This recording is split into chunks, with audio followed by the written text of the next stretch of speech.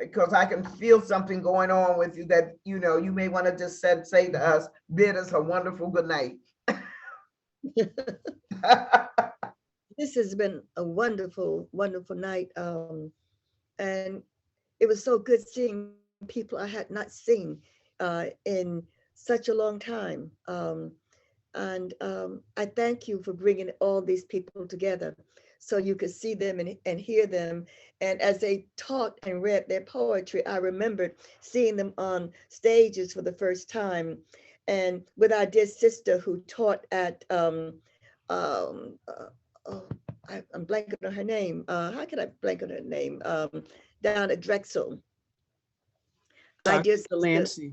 Dr. Dr. Delancey, Delancey. right, you know, who managed to bring us all together, if you understand what I'm saying, with the journal that she did.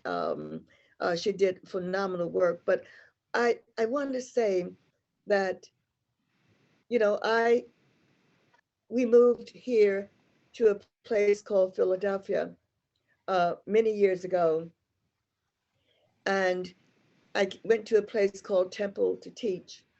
And at Temple, I met and saw so many students. And in a sense, I saw so many students come through and graduate and go on and become workers and teachers and writers and professors. And uh, I saw them do work, very important work, and many continue to write.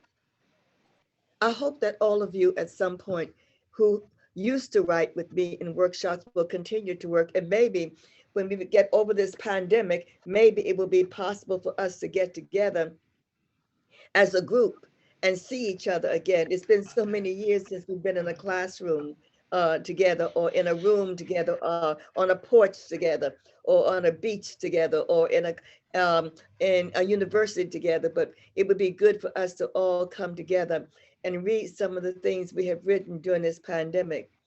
I just want to say to all of you, stay safe, walk well, eat well. I want to say to all of you, let us come out of this pandemic with a plan of survival, with a plan to look at each other and embrace each other and protect each other. You know, I went and reread so many people during this pandemic, and I listened to recordings that I had made of people. One in particular, Queen Mother Moore, a woman I interviewed, a woman I listened to, a woman who said to some of us at an early age about reparations, a woman who sometimes when I was talking and I got so far ahead of myself, she corrected me. And one of the things that I learned from her, from Sister Margaret Walker and Sister Gwendolyn Brooks, that they used to correct us, and we didn't get angry. We didn't go out and spew like, oh, they don't like me, whatever. The point of all of this is that when you become an elder, you do correct.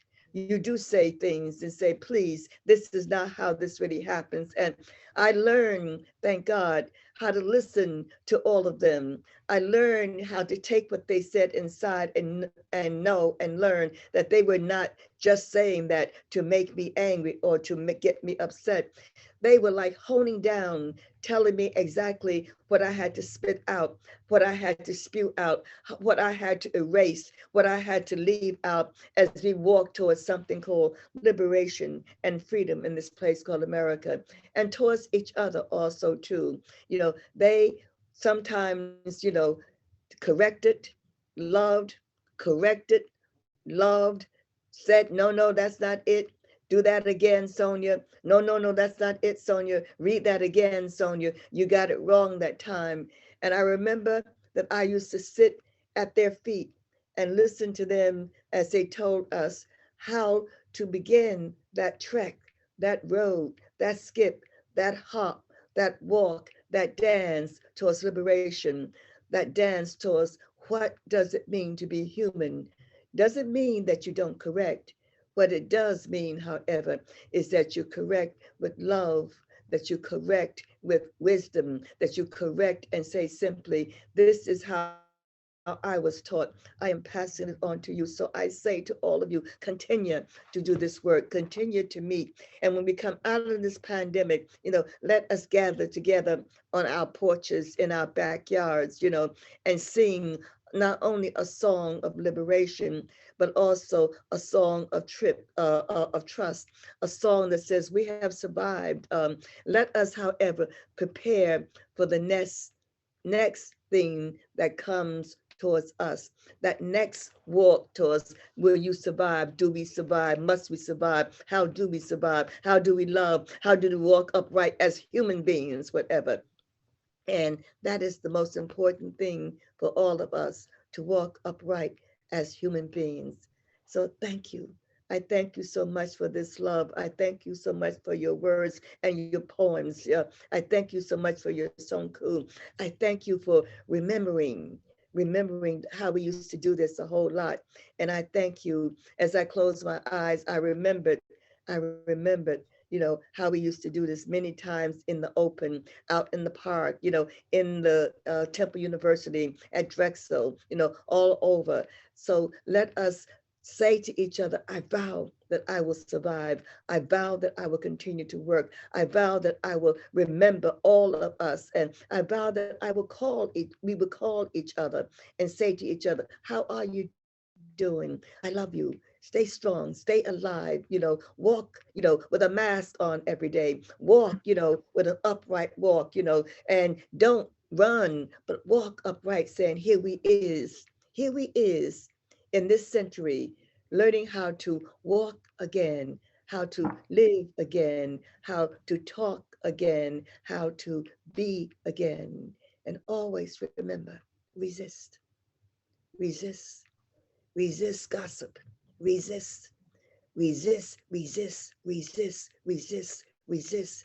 And remember always, when we resist and walk upright, when we resist, and walk upright, when we survive for another century, please, please, my brothers and my sisters, please resist, resist, resist, and love. Resist, resist, and love. Thank you so very much.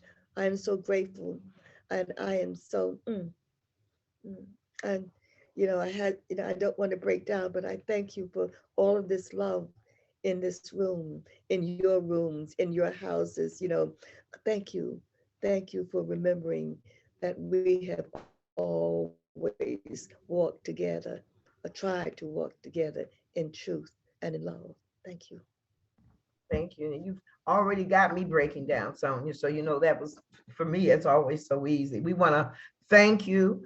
One of the partners on this with us was the National Council of Negro Women, and with such a long history. And our president is here just to say to you again, thank you for all that you've done. I mean, my daughter just texted me